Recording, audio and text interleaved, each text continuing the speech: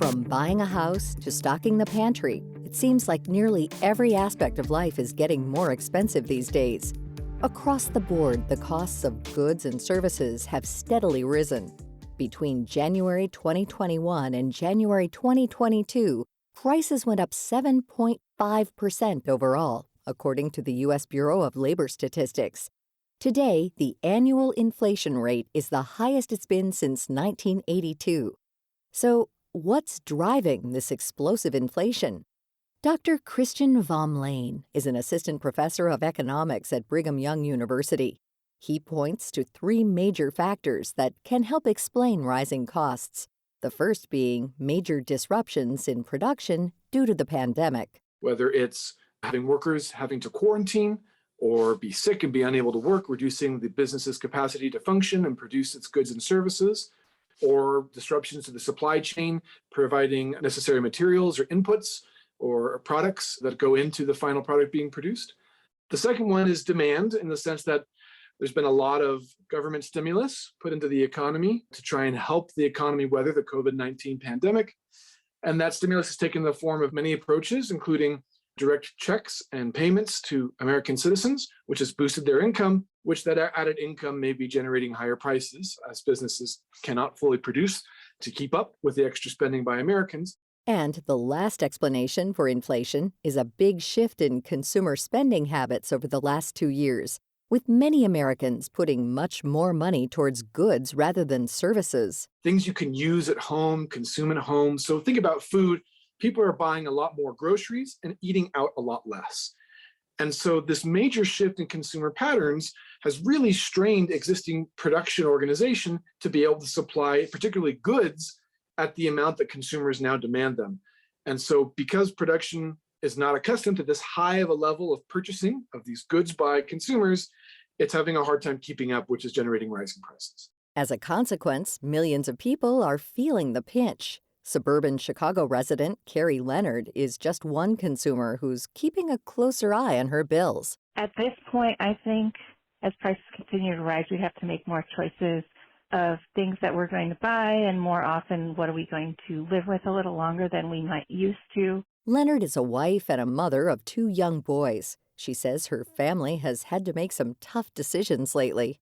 We had planned on replacing our cars. Our cars are both over 100,000 miles, but the cost of new and used cars is so significantly more expensive than a couple years ago that we're just trying to fix it up and ride out our cars as long as they'll go.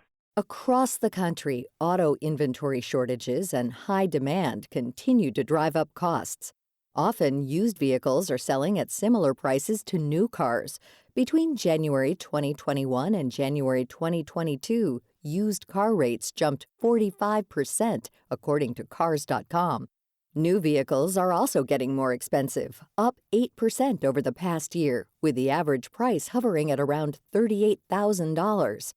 While many Americans are holding out on big purchases, hoping rates will go down, there are everyday items that can't be foregone, like gas and groceries. Leonard is just one of the many who've reevaluated what's on the shopping list. I don't buy brand name foods as much as I used to. I think that store brand has improved a lot in their quality. I don't buy as many convenience foods as I used to, so we make more things from scratch. She's also buying less meat these days. Items like meat, poultry, fish, and eggs have all soared 12% in price compared to a year ago. In some cities, meat has risen by 25%. I've noticed that specifically beef is more expensive, and one way to combat that is with our neighbor, we buy a quarter of a cow, and then we just make it last for as long as possible. I think the times of making sure that there's meat in every meal are no longer. Outside of food, the cost of services has also jumped as labor shortages across the country fuel higher prices. Leonard says that it's harder to justify hiring a babysitter these days. I think that adding on the cost of going out with the cost of babysitters, which are more expensive now than they had in the past. In the past, I used to be able to hire like a parent helper or a neighbor for maybe $10 an hour for a few hours, or maybe $15 an hour if it's late. But that's not really the case anymore. It seems like I feel kind of cheap. I don't want to not give someone what their value is, but at the same time, we're not using babysitters because it just doesn't fit in our budget. And it doesn't fit into our budget is an all too common narrative. Vom Lehn says that concerns around inflation are growing because many Americans' wages or incomes are failing to rise at a rate that mirrors climbing prices. For gas and services like heat in particular, the global conflict around Russia and Ukraine is another factor that economists are analyzing. Russia is a key producer of global energy. I think they're currently the second largest foreign exporter to the United States, behind Canada, although quite a bit behind Canada, and the U.S. has not insignificant domestic production currently. But even for the U.S. aside, there are many countries, particularly in Europe, who are very heavily dependent and integrated with Russian energy markets. And so sanctions and restrictions on Russian energy exports are going to produce a significant reduction in the overall availability of energy and going to drive up prices elsewhere as people try and find substitutes for Russian energy as it becomes less available due to sanctions and the Ukraine incident. For Americans, Vom Lehn predicts that it will be a couple of months before higher heating prices are reflected in people's monthly bills. With compounding rises in food, gas, energy, housing, and more, many are wondering, what is the government doing to help with inflation? Perhaps the biggest solution right now is that the Federal Reserve is most likely going to raise its target interest rate in March, and that's going to reduce the amount of available money in the economy. That's going to undo some of the stimulus that happened during the pandemic, increasing amount of money that people had available. That contraction in money is going to pull back some of the demand for goods and services and will hopefully stem some of the inflation.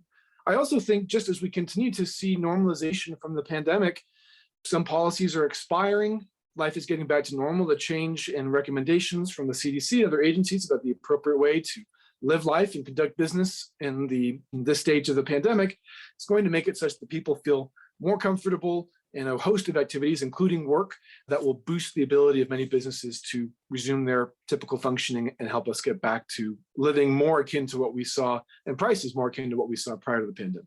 And the question that labor economists are still mulling over is, what is the long-term plan for employees who left the workforce during the pandemic? Are they planning to come back? Are they actively looking? Or are they focused on childcare or permanently in retirement? If we look at unemployment, a measure of people who are looking for jobs but unable to find them, that number is getting quite low and looking like levels we've seen prior to the pandemic. So people who are actively looking for jobs are finding it pretty easy to find jobs. It's this question about what about people who used to work but are now not even interested in looking for work? What is their behavior going to look like? I think to the extent that there are individuals in that segment of the population who are discontinuing work because of pandemic-induced disruptions, whether it was personal fear of contracting the virus, whether it was care for family members, perhaps due to increased childcare needs because of disruptions to schooling, I think we would expect to see those individuals re-enter the labor market eventually. But certainly there have been bigger narratives about people reevaluating their decisions about work and living and balance of responsibilities. And so I think we certainly expect to see a rise in employment and a rise in participation in labor markets getting us closer to where we were before. But it's quite possible that some of the impacts of the pandemic will have a permanent state on people's decisions about whether to work or not. Only time will tell. Vom Lehn says continuing inflation will depend on a variety of factors, from the labor landscape to the aggressiveness of government policy. However, he remains optimistic. I do think we'll start to see things turning around, but I don't think we should expect a full reversal of all the patterns we've seen in the next 6 months. I think it will be a fairly gradual process. To find out more about this topic and our guests, Dr. Christian Vom Lehn and Carrie Leonard, visit viewpointsradio.org. This segment was written and produced by Amira Zaveri. Studio production by Jason Dickey. I'm Marty Peterson.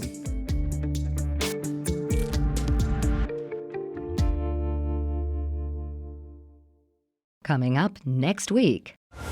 Imagine if these satellites that are now monitoring and trying to see where people are trying to flee for their lives and help them out and these sorts of things, imagine if a piece of debris just hit a couple of these. It's game over.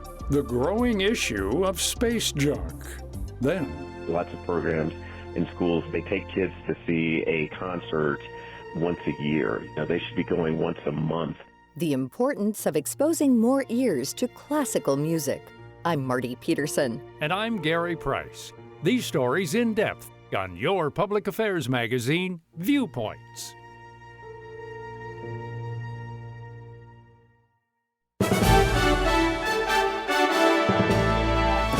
And that's Viewpoints for this week.